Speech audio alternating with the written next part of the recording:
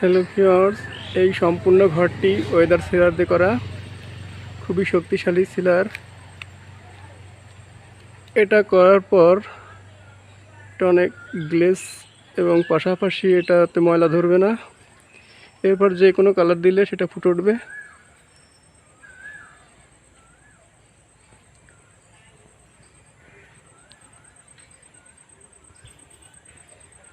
আর Greely বেলকনিতে silver colour দেওয়া aluminium. এখন এই জায়গাটা আমি করব, বাকি আছে।